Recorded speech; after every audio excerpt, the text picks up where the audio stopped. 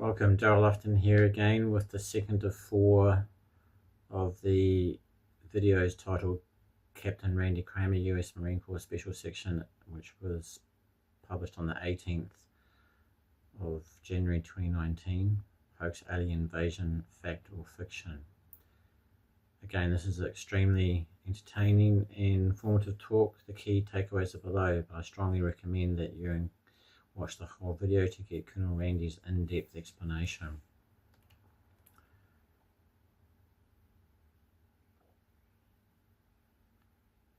So the disclosure event will focus everyone on one enemy and stop us all fighting amongst ourselves. There's a brief discussion about the Draconians and about the royal families and their members who have lost shape-shifting abilities, according to Randy, about the Nazis in the Second World War and the new Vavin landers and the Draconian interactions with their space fleet, the Naft Vavin, which means night fleet and also known as the dark fleet. And the Nazis still want fascist eugenics control. The discussion about exosuits and the advanced technology that they use in the secret space program.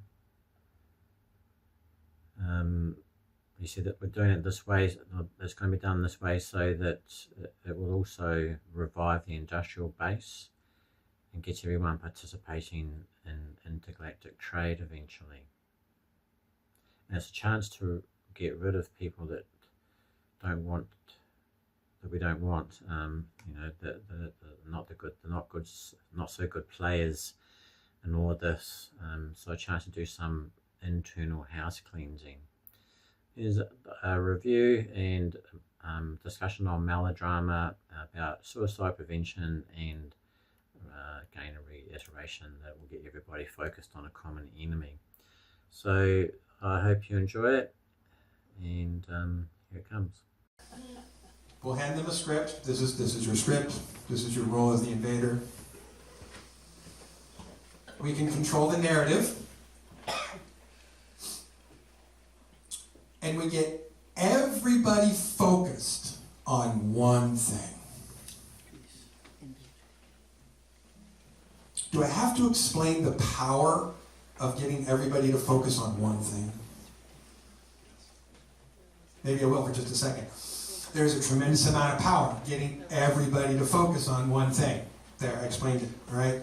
So if we get everyone focused, thank you. If we get everyone focused on one bad guy, that's a good thing. Right now, we probably have more groups, subgroups of people around the world who hate each other so bad that they have made it their entire goal of their life to eliminate another group. Or everybody else who's just not like them. Probably more so since, the 1800s. Probably more than at any other time in the 20th century. That represents a really serious problem. But if you get everyone to hate someone else, they just don't have enough hate in their heart for everybody. Okay? It becomes a limitation. If we have an extraterrestrial species that invades and becomes the bad guy, like the ultimate bad guy, that gets everybody else cooperating. All right? And as crazy as it might sound, if we can get Jews, Palestinians, Christians, Muslims, Sikhs, right-wing extremists, left-wing extremists, we can get all these people around the same campfire going, damn aliens. That's a good thing. Okay? That would be good. Now, we don't want it to stay that way forever, but we just want to get everybody's attention and get them to focus on one thing, one bad guy. What would be the criteria to be that bad guy? Anybody? Doesn't look like us. doesn't look like us, that's the number one. You want something that totally does not look like us, something that is as foreign and alien to us as could be, something that we see as more of an other than we would ever see anything else or have ever seen anything else, and something that would be easy for us to hate.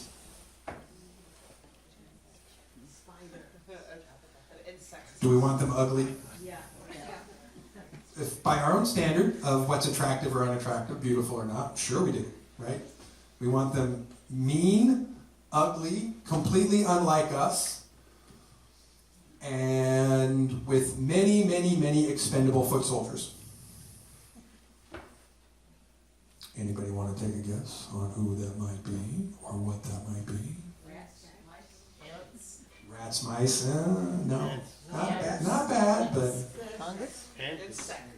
Hillary? Insects? Do I hear a majority of people saying insects? Yes. Hillary people. Insects.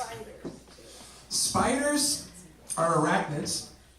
They're not insects. Snakes. And while they do represent a thing that many people are afraid of, because a lot of people have arachnophobia, it just turns out that there aren't enough evolved arachnid species for us to get one of them to play that part. So arachnids are off the table. Snakes. Snakes, reptiles, serpents, maybe. But we don't necessarily want to start people off thinking that all reptiles are bad. We have a lot of friends who are reptiles that we trade with that are actually pretty nice. Oh. Does it surprise anybody that there's actually good reptiles? Yes. Yeah. It shouldn't surprise you, how very speciesist of you to think that all reptiles are bad. Very speciesist. What, do you think they all look alike? You think they're all the same?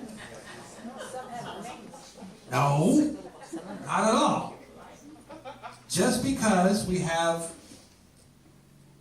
had one really bad reptile in our history that has given us a lot of trouble doesn't mean they're all bad.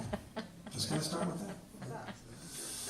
So I would suggest that while this is not etched in stone, it's probably going to be insects. All right? Yes, ma'am. Who's the really bad reptile? The Draconians are the really bad reptile, for those of you who don't know who I was talking about. And Princess Diana used to say that the royal family were shape-shifting reptilians. Do you know anything about that? They're not. They are descendants of a lot of interbreeding with those reptiles. But most of them are not shapeshifters. Most of them have lost their shapeshifting ability that their ancestors may have had. So most of them are not. Most of them are long lost, related, bastard children who have been put into positions of authority because they're related.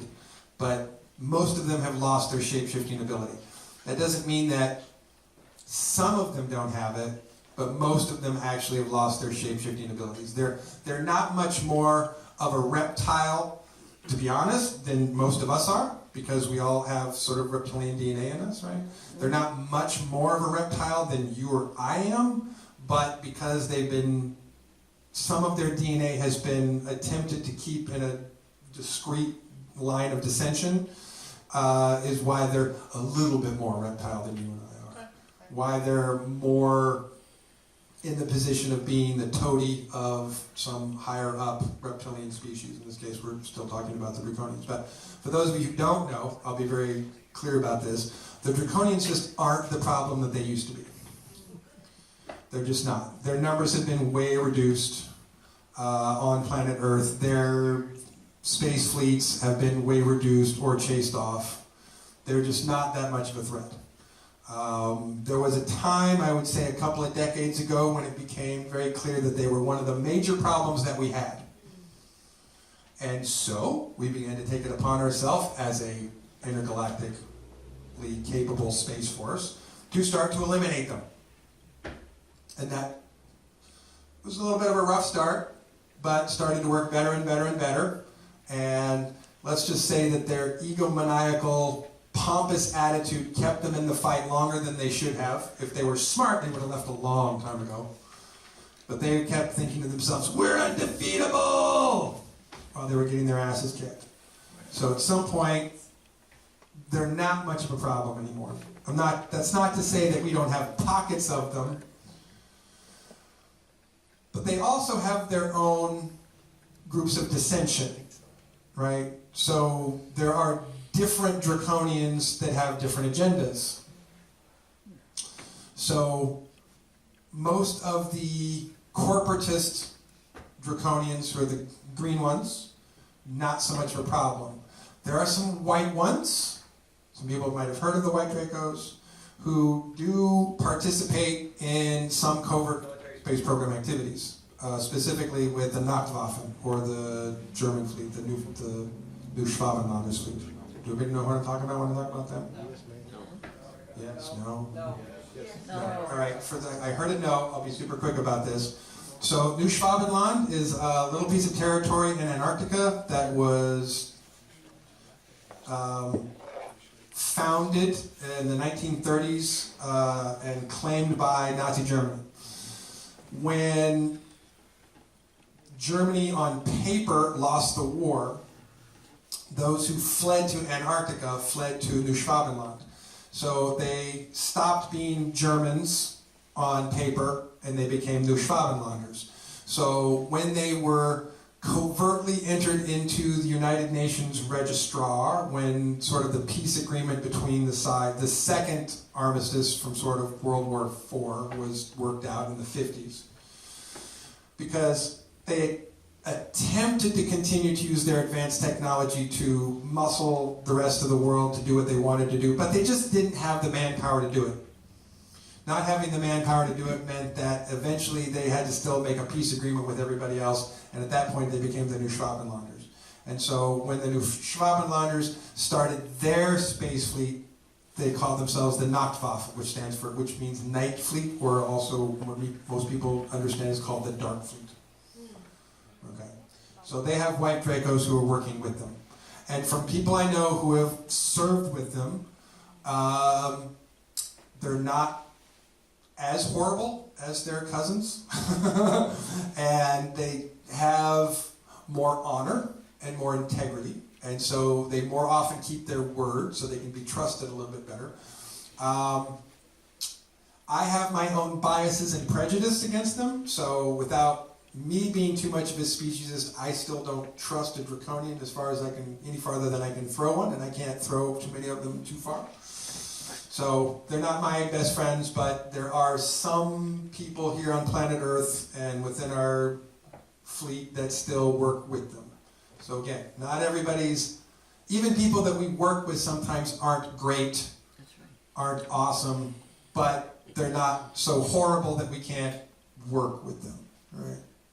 I have a question. Yes. What is their agenda? With the Draconians, period? Like, I think it's those people, those groups. Like the Nachtwaffen, you mean the New Schwabenlanders? Well, how can I sum this up? Nazis are assholes. Right. So, right? So that's pretty much their agenda. They're assholes. And they would love still to have a day when they get to be completely in charge and that they can say that they dominate across the space fleet, and they're like, they have this long-term plan to rule the world. It's not something they're giving up anytime soon, right? So, and we know this, we always know this, and even when they try and pretend, it's not trying to take over the world, like we know that that's, right, we know that that's their long-term agenda. Basically, K3 device is not just this planet, it just wants to, conquer for the other areas. Is that correct? Yeah, I mean, essentially, they're still subscribing to a belief system which is fascist eugenics based, right? Which is they want to dictate the entire flow of genetic breeding and the flow of genetic evolution from here to the future, and they would like to do so in an incredibly fascist way, because that's basically what they believe in. It just sounds like As above, so below. Right? So it turns out that many of the conflicts that we understand that come from our science fiction is a lot more factually based in what's happening out there with our friends and neighbors. Okay. So, all right, so let's get to the fun part. So we're already at bugs, buggies, giant insects. Okay, right, we got that far. If you have a scenario where you have many ships, thousands of them, descend upon the planet, giant bugs start swarming out of the gates of said ships and start attacking people and biting their heads off and turning cars over and vaporizing buildings. That gets everybody's attention really focused. Yep. Really focused. Really focused. It also creates a desperate life or death need. Right? So one of the problems we have with how do we get the technology that we have released, it's convincing the people that have certain control over that technology that they should release it. And without a life-threatening, life or death need, many of them are just, well, not this year, maybe next year, maybe the year after that. We're thinking about it. We're working on some civilian model of that technology that we're willing to release sometime in the next decade. But if you have a life-threatening, life or death immediate need, that technology is going to show up a lot sooner. Okay. Now, what are some things that we're going to need if we're facing an invasion by giant insects? Bug spray.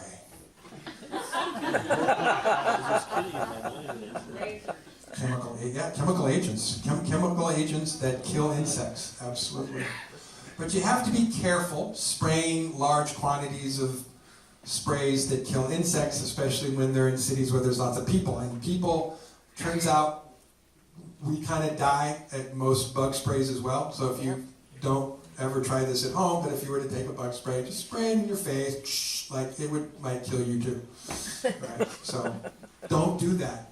Don't. But I'm telling you, it's not necessarily a good thing. But we're going to need things that kill bugs. Right? We have some things now that kill bugs, but we don't have nearly enough of them. Oh, don't get me started. You're ahead of me. You're ahead of me. You're just a little bit ahead. I haven't got to the giant Japanese robot yet. I'll get there. So we're going to need spaceships that can fight their spaceships, right? We're going to need things that cut through exoskeletons fairly quickly, right? We're going to need hardware that protects our people. We're going to need things that make us stronger, right? Anybody know what an exosuit is? Yeah, okay, all right. Exosuit is a hydraulically powered external thing that you step into or that you wear that essentially allows you to have superhuman strength, right? So if just Spider-Man. Iron Man. Oh yeah. Avatar, right? Those are exosuits. So if you want to, just for fun, later on, you can Google Raytheon exosuit, and you will see what the military contractors are telling you that they're developing and they're working on. I guarantee the stuff that we have is way better, right? But if you want to at least see an example of what a semi-functional prototype looks like, just like look at what the Raytheon is building right now. And mostly what they're doing is they say, they have a power problem, which is, having a micro power pack attached to it, so you've got like a long cord attached to it, so it's sort of limited in how they test them. And they're mostly testing them with soldiers lifting heavy objects for tremendous periods of time, but they're way cooler what we have than that. So we're going to need all that stuff, right? We have all that stuff. Do we have enough of it? No. We're going to need a lot more. Because we can't all of a sudden start taking the stuff that we're selling to other planets, other intergalactic species. That's part of our trade contract. That's money. We can't just say, oh, let's take some of the stuff that we're selling to the Andromedans next week and use that for our own war effort. It's not going to work. So we're going to need to start our own manufacturing based here on Earth. Would anyone like to see our industrial base revitalized? Yes. Oh, yeah. Because making stuff matters, right? I mean, with another conversation about macroeconomics, making stuff matters. Having an industrial base matters. Being able to build things matter. Well, if you have an immediate need, life-threatening, life or death need for advanced technology that you're going to have to start building lots of to supply a war effort, I don't think there's anybody probably old enough to remember what it was like to go through World War II. Yeah. Anybody? Oh, I'm sorry, Preston, I forgot about you. So, but those of you who remember your history lessons, remember that needing to produce all those tanks, all those planes, all that hardware, all that ammunition, gave our industrial base a shot in the arm that made our economy thrive. Would we like to see the economy thrive? Yeah. Would we like to see our industrial base rebuilt and thriving? Yep. Yes. Would we like to see the advanced technology that we know is just over here somewhere behind the wall that we can't get access to all of a sudden be out in the open? Yeah. Yes. Okay, so now you're starting to understand my point when I say hoax invasion good. Right? Fixes the economy, revitalizes the industrial base, gets the advanced technology that we already have that we need out in the open much faster, much sooner. Gets us from being on the edge of being a 21st century advanced civilization, which we are, right? When you think about what we have, when you think about the fleet as it is. But as far as what everybody gets to participate in, not quite yet, right? But we want that. We want to get everybody participating. So if we get that all out in the open and everybody's participating, then we're only one step away from getting everybody involved in the intergalactic trade process. Okay? So right now you have certain import-exporters whose job it is to fulfill these contracts, these intergalactic trade contracts. If we just do away with the glass ceiling of disclosure, we get rid of that, we're just this far away from you being able to decide that you want to export pencils. Nobody uses pencils anymore, but let's just say that there are some species that still like to write on paper, and we can make a cheaper pencil than they can. And you want to export pencils. All right, that's a terrible example, but good show. I couldn't think of something off the top of my head, so I had to go with whatever you shouted out. So appreciate that. So we want these things to happen. Now, let's talk about some of the negatives, because there will be a few negatives.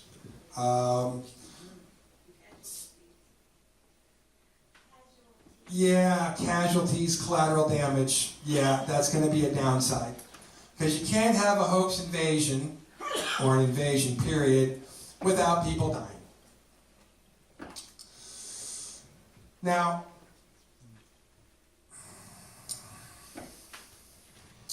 militarily, there's a very simple way that we have to look at this. And I will quote from one of my favorite movies of all time, Dr. Strangelove. Anybody seen Stanley Kubrick's Dr. Strangelove? It's like one of my favorite movies of all time. I love that movie. So George C. Scott, who plays General Buck Turgidson in the movie, is having a conversation with the President of the United States about possible outcomes.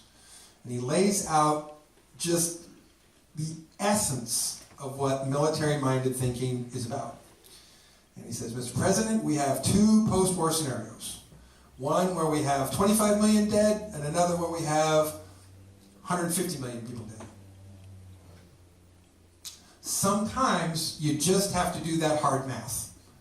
And sometimes when you're looking at a scenario where 5 billion people are going to die from civil war, infighting, starvation, ecological disaster, or you have another scenario where only 1 billion people die, you're going to go with the plan where only 1 billion people die.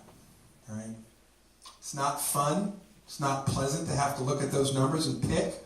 But in any situation, military men, we are taught one thing, and that is to be willing to sacrifice fewer lives to save more. Anytime that's an option. If I was the captain of a ship, and the ship was going to sink, unless I sent 10 guys into an area that was on fire to repair something, where I knew that most of them are not going to come back, would I sacrifice 10 men's lives to save 2,000? In a heartbeat. In a heartbeat. I would not even hesitate to do that. So when we're talking about this scenario, when we're looking at the potential of people dying from a hoax invasion, it's going to be less people that are going to die if we just let things go. Okay? So it's not going to be pleasant. It's not something that I'm looking forward to in that sense. I'm not looking forward to a bunch of people dying. But if the option is some people die or a lot more people die, I'm going to be like, you know what? I'm okay with this over here where fewer people die. Especially if it's places where, can we just be honest? They kind of suck. Right? I mean, some of the largest cities around the world, if you've ever been to any of them. Anyone been to New York City recently? Hong Kong recently? London recently? Singapore? Anybody been to one of these really big, overburdened cities recently? It's a mess. It's an absolute mess. And there are only so many ways that you're going to fix that mess. And some of the ways that you fix that mess is with a lot of destruction. And then with a lot of rebuilding. So once again, when we're talking about things that fix infrastructure or rebuild the economy, when this is all said and done, when the war is over, and you've got so many buildings, bridges, that are absolutely turned to rubble or powder, well, we're going to have to rebuild. And there's a lot of these cities that need new infrastructure. They need brand new infrastructure. And it's not going to happen unless you break the infrastructure that they have. And again, this is difficult for me as a person to say, yeah, because it's like, oh, it's going to suck so bad. It's going to suck so bad. If you live in one of those cities, anybody think that's going to suck for us here in Yelm? No. No. Because we don't matter. Okay? Strategically, as far as locations which are strategically important for someone conducting an invasion, we don't matter. We are also nestled between two military bases. Right? So we're not exactly the top priority. We're pretty good here. There's a lot of other places that you'd be pretty good. And I would suggest, those of you who have friends and family in some of these cities, if you were to tell them tomorrow, I just listened to this guy talk about an invasion, it's not going to be real, but people know where they die, you need to get out of the city right now. Any of you think you got friends and relatives that want to hear that? No. So, tell them whatever you want. If you're not already that person in the family, which I know most of you are, and you want to just like let everybody in the family think you've completely lost your mind, by all means, pick up the phone and tell them, get out now. Right? because it's probably going to be the safest thing for them to do is to not be there. Because when it happens, it's going to be the biggest traffic jam in the world, and there are people that you're just not going to be able to get out, and they're going to be stuck there, and it's going to go down just however it's going to go down. It's going to kind of suck. But So Randy, how do you get the volunteers of the invading species to give up their lives to come in? easy peasy. Easy peasy. So first of all, we're talking about insects. So they can hatch as many eggs as they need. Oh my God. Okay. 2, they have collective consciousness. Right? So when one insect dies, it immediately, its spirit consciousness that habitates that body goes right back into the collective consciousness, and then gets hatched out in another egg. So no one's really going to die on their side. If you want to put it to another metaphysical level, what's going to happen to the people on our side? Well, they're going to die and then get reincarnated. Right? I mean, so it's going to be a big recycling effort. Okay? Not without its, like I said, its minuses. But it's pretty easy to get an insectoid species to agree to that, because they're not really going to suffer losses. And they can hatch out eggs like you wouldn't believe. They're like, well, we're going to need you to hatch out like 20 million eggs. And they're like, all right, we can do that. Randy, how they are AI? Insectoids? Yes. Artificial intelligence? No. Okay.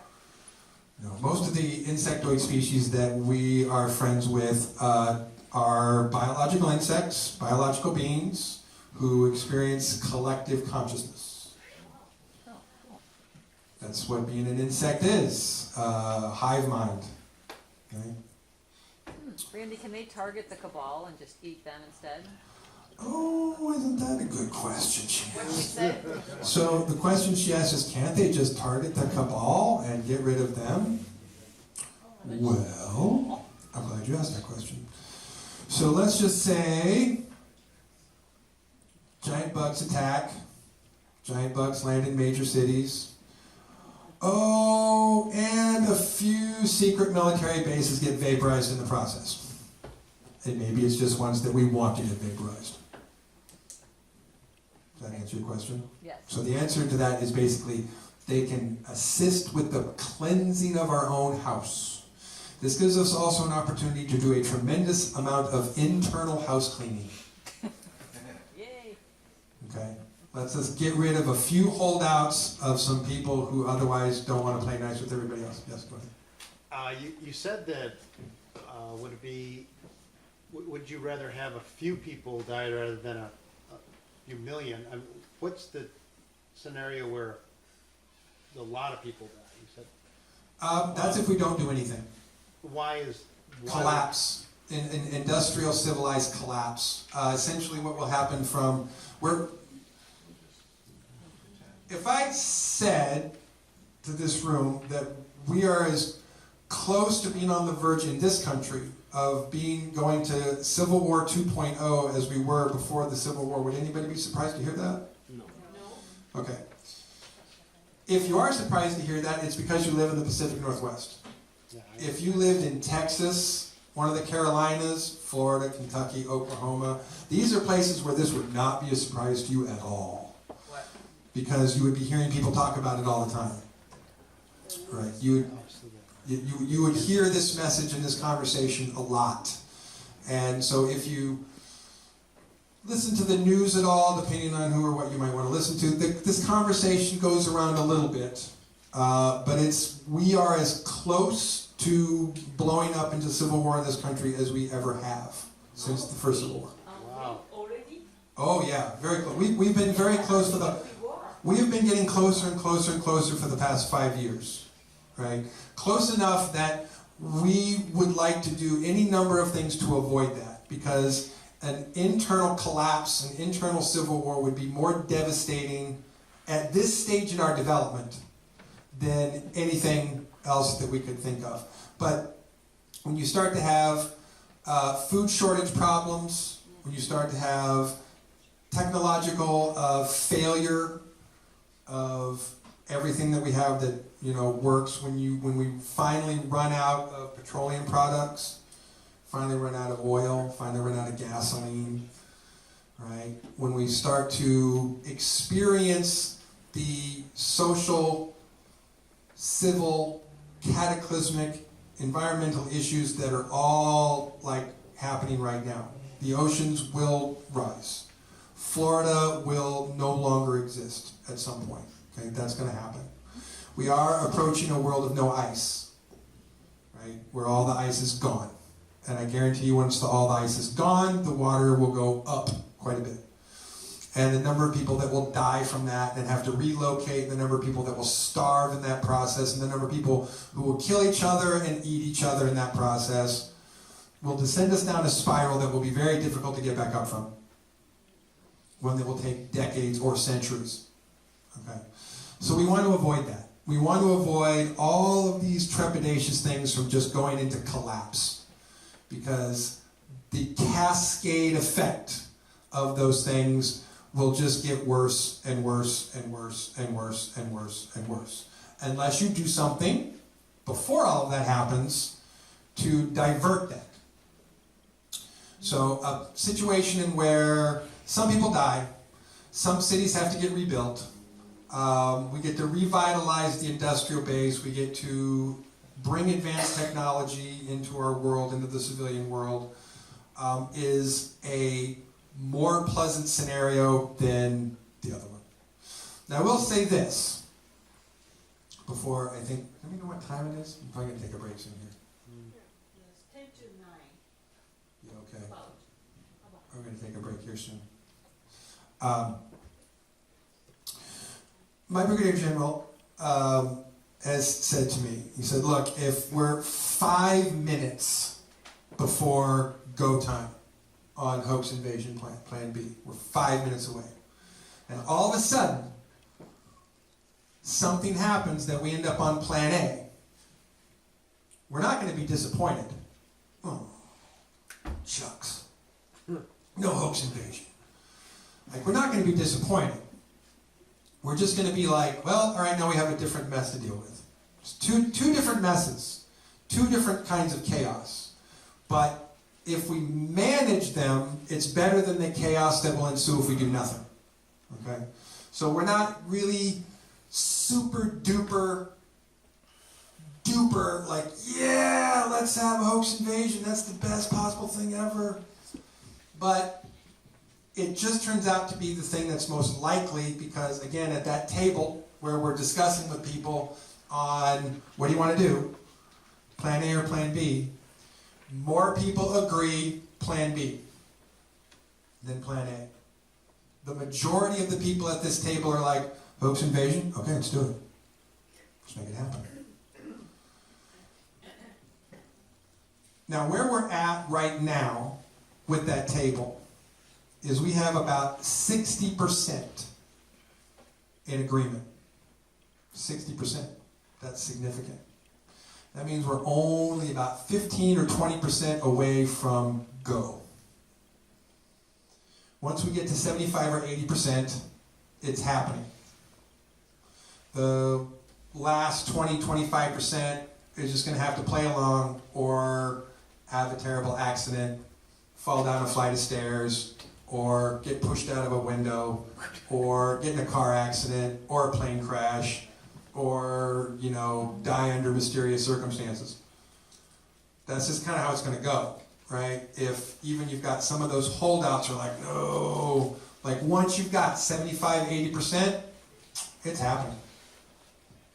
So we're at 60% now, which is a leap. We were at 55% just after the holidays. So we've jumped another 5% in just a matter of weeks. At that rate, we could get to 75, 80% pretty quickly.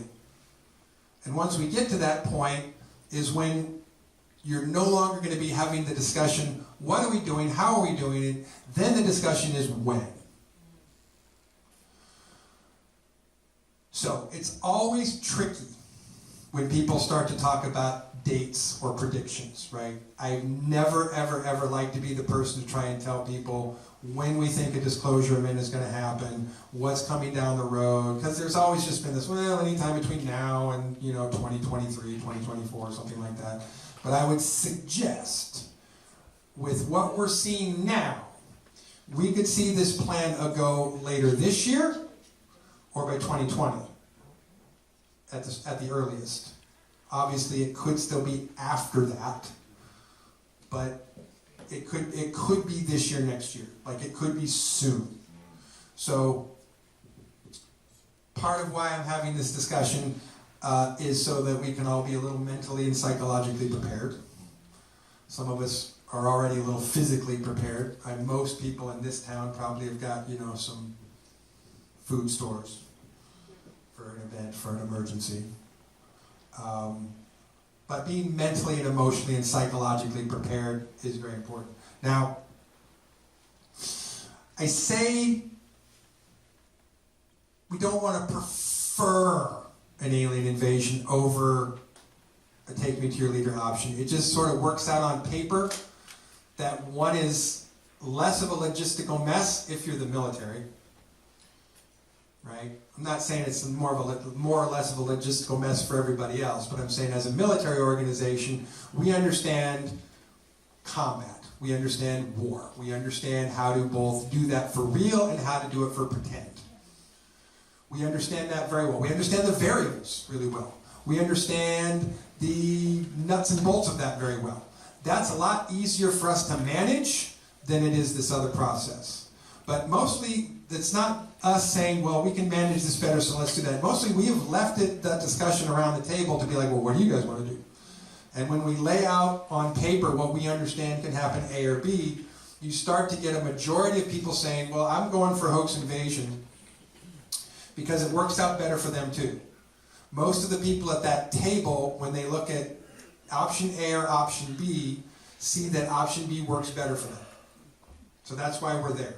Doesn't mean it's the only possibility, doesn't mean it's the only thing that can happen, but it does mean why we're there.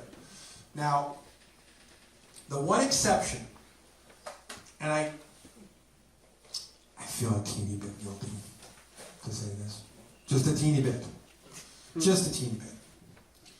because my inner 14-year-old really, really, really wants to see the hoax invasion for one reason only. Okay.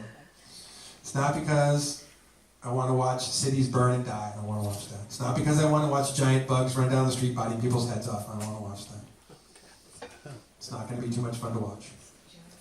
I do, however, want to see the giant Japanese robot. I want to see that so bad. I'm admitting it, but I feel a little guilty, right? Because I want to see that happen. And if we go hoax invasion, we will see the giant robot. It will happen. Anybody heard me talk about the giant robot before? No.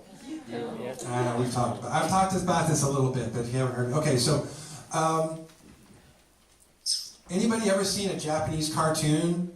Read a Japanese comic book? Seen a Japanese monster movie? Godzilla. No, tell me about something I don't know. Yes, thank you. Yoshiko knows. She's from Japan.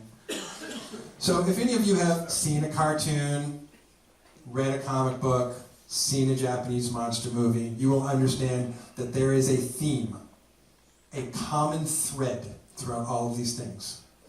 And that is giant robots. Gundam. Yeah. Gundam's what they call them in Japan.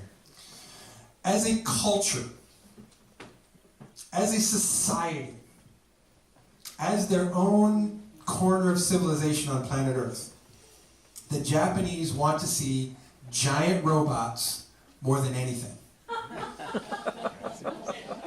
This is a culture that has lived since the 1950s, dreaming about giant robots. Putting it into every futuristic science fiction theme that they can come up with, giant robot. Giant robot, giant robot, giant robot. They want it so bad.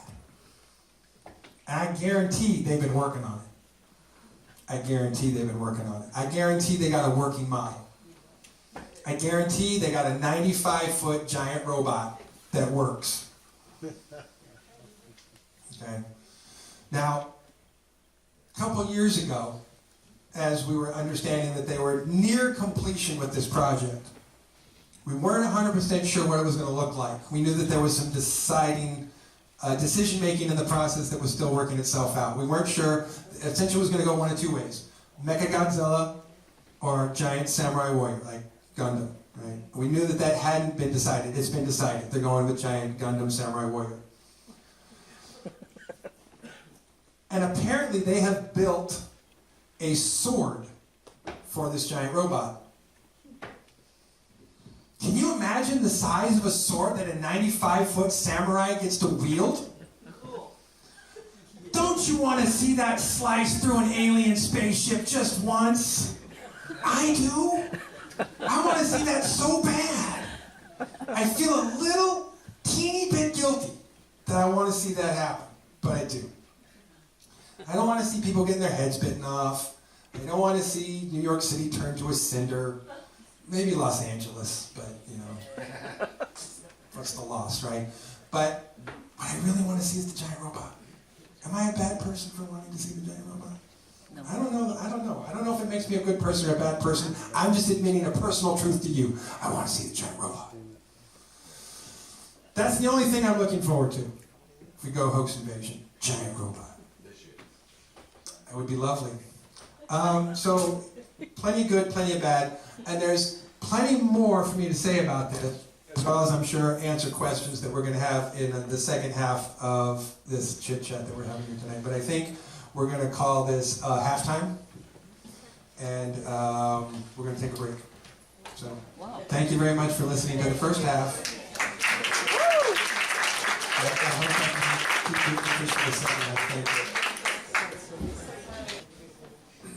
So, quick review. So we have essentially established there's a group of everybody that's in the process of deciding what we're going to do as a planet. We got two options.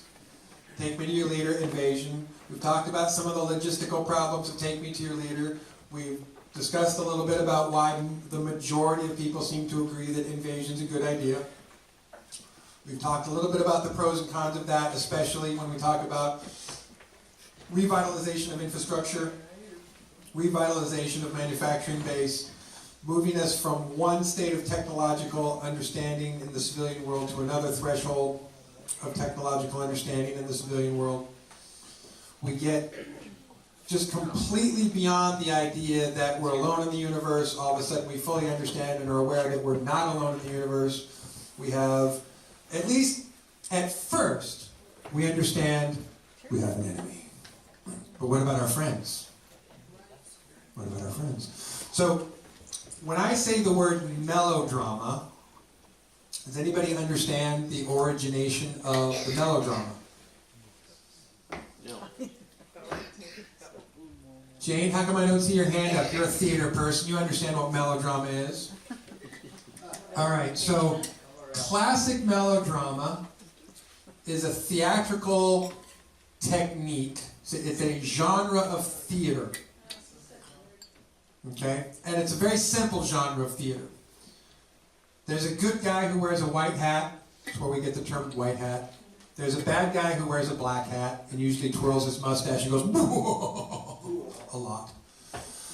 And there's usually a damsel in distress that's involved, and the black hat guy is almost always trying to kidnap and or convince the damsel in distress, that she has to marry him to save the farm or whatever. And the hero, the guy in the white hat, comes along and says, "I'll save you," and then he saves them. So melodrama is this very specific type of theater, very specific.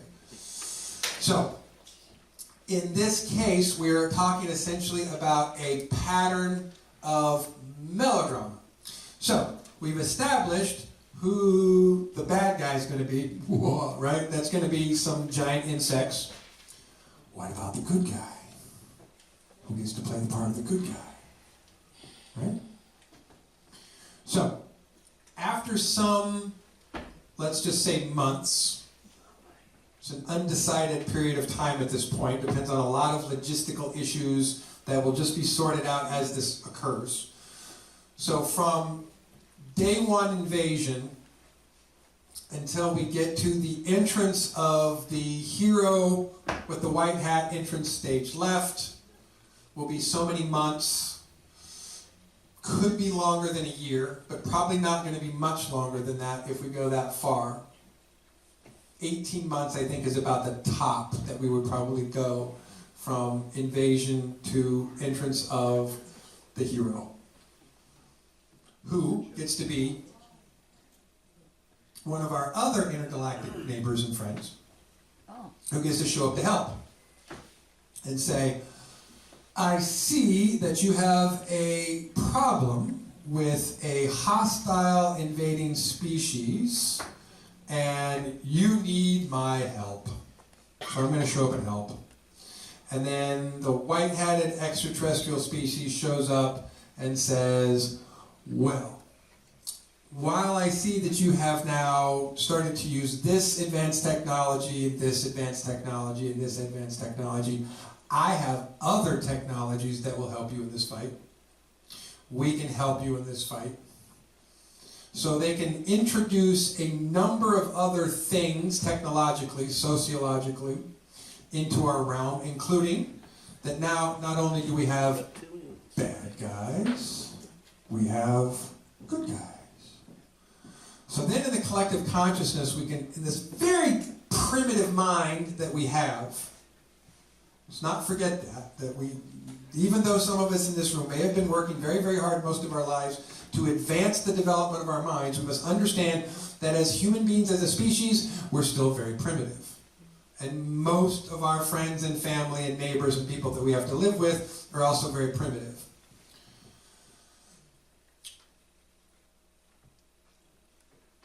Maybe it helps if I break it down like this. 100 IQ is average. Okay? So on the chart, what this means is, right down the middle, 100 IQ, which means about 50% of the population is smarter than that, and the other 50% of the population is dumber than that. Oh, yeah. So you're starting to see the problem now? Okay, it's not the 50% of people who are above 100 that are the problem when it comes to trying to get people to understand things or cooperate or see the light of day or have an evolved emotion or thought about something. It's that 50% that's under 100. That's the problem. Because quite literally, they lack the brain power to do the computations, to figure out what's good, what's bad, what's right, what's wrong. And so they're not left to often the ability to figure things out with their brains. They have to figure things out with their guts. What they feel here. And what you feel here is not always right. It's not always factually correct. But we can use the things we understand about human psychology and human behavior to guide that instinctual turn of the guts to go the direction that we want it to go instead of going the direction we don't want it to go. So it is less a problem to think about what are the people on the top side of that scale going to do than it is to figure out what do we want to avoid the people on the bottom of that scale doing. So we know from, and when I say recent history, let's just talk about the last 100 years, that it is a very possible thing for a group of people who have a strict belief system to decide to commit mass suicide.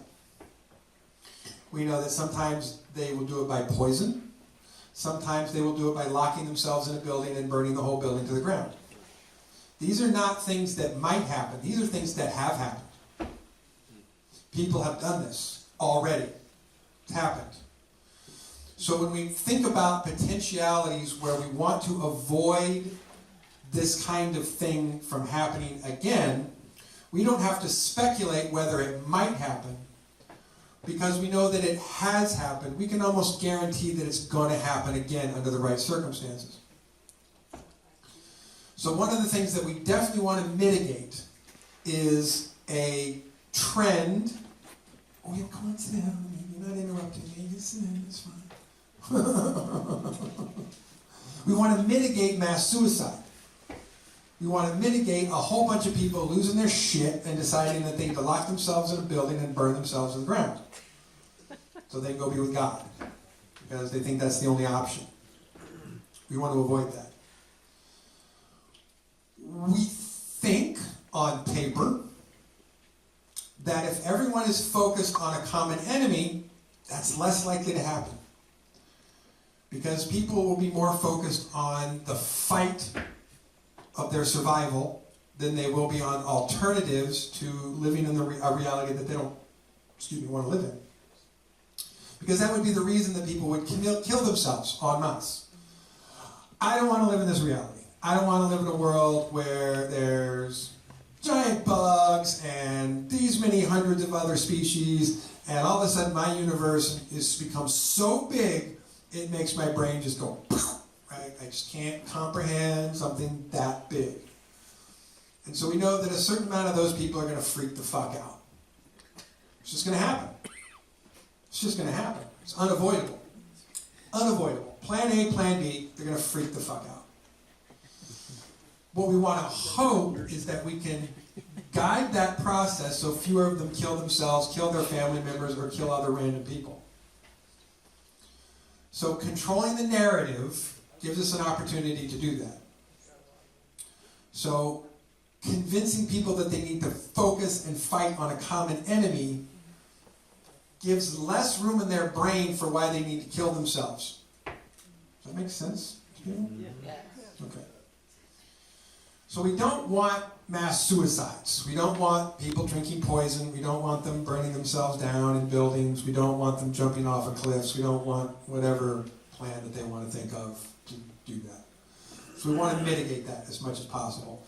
The two ways that we mitigate that are, again, having a focus on a common enemy.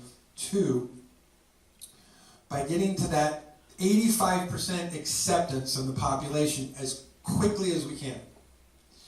This is again one of the logistical problems of Take Me to Your Leader. Is Take Me to Your Leader can take more than 6 months to get to 85% acceptance. That's a long time when you're thinking about what can go wrong in that 6 months. Hoax Invasion, we get to 85% acceptance in as early as 14 days. And in its maximum amount of time is about 90 days. So instead of waiting 6 months, it's going to be anywhere from 2 weeks to 3 months. And then we've got 85% acceptance. And the beautiful part about that is that 15% that still doesn't want to be in acceptance, once you get to 85%, they at least give up thinking fatalistically. So they'll sit at home, stare at their computers or their TVs and go, no, I don't like this at all, not one bit. No, don't like it. Hey, don't disagree. I disagree with it. I don't like it. But they're not going to do anything about it. They're not going to do anything crazy. They're not going to kill themselves. They're not going to kill their family. They're not going to get together with a bunch of people and all commit mass suicide. They're just going to shake their heads and go, grumble, which is preferable. So we would rather they complain and sit at home and shake their fists at the television and throw things at the TV than actually do something that could end their lives or the lives of their friends or family members. Anybody understand why that's a good idea? Yes, okay, I understand. Right. So, now let's get back to the good guy. Who gets to play the part of the good guy? We talked a little bit about